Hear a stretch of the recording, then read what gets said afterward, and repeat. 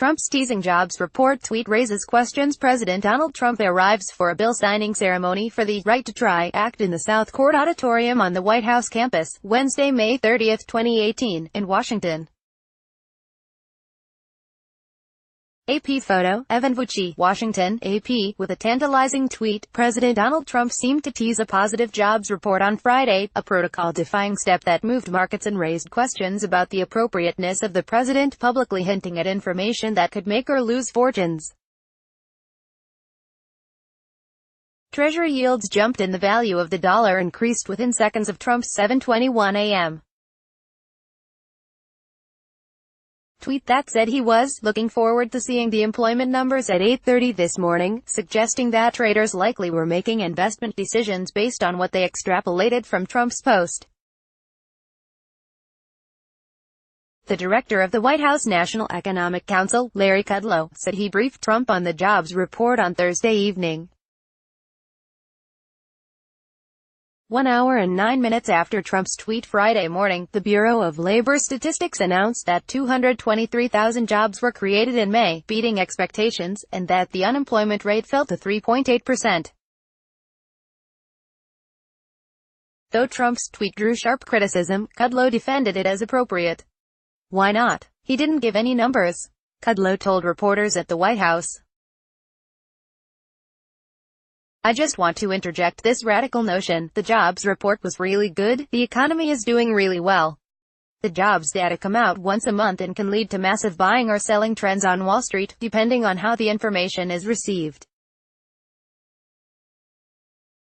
Trump has made the roaring stock market a centerpiece of his administration and re-election campaign, though Wall Street has faced recent uncertainty due to the administration's saber-rattling over tariffs. We've reached yet one more historic milestone with 3.8% unemployment, just announced, Trump said later Friday at a Coast Guard ceremony. With its power to move the markets, the jobs report is a closely held secret before it is released. Only a select few officials, including the Labor Secretary, the head of the President's Council of Economic Advisers, the Treasury Secretary and the Fed Chairman, are told prior to its release for fear that a leak could give some investors an unfair advantage. Tony Fratto, a Treasury Department official who worked in George W. Bush's administration, said that while not illegal, Trump's tease could be deemed inappropriate because you want market participants to get their data from their government in predictable, official ways, not haphazard ones. If not, you end up with some people getting information ahead of other people. Fratto continued. People who happened to be on Twitter at 7:21, you learned that the president was likely happy with the jobs report. If you weren't on Twitter, you didn't, and that's problematic for markets. Jason Furman, the head of the Council of Economic Advisers for President Barack Obama, tweeted that if Trump's tweet conveys inside info then he should never get the jobs report briefing again. And Lawrence Summers, who served as Treasury Secretary for President Bill Clinton, tweeted if during the Clinton or Obama administrations information had been similarly conveyed, it would have been a major scandal, with all sorts of investigations following on Trump's embrace of the unemployment rate is a far cry from his 2016 campaign rhetoric when he called it one of the biggest hoaxes in modern politics, suggesting it was a phony number because it showed that the economy was expanding under Obama. Rules stipulate that no federal worker is allowed to comment on the jobs report until at least 1 hour after its release.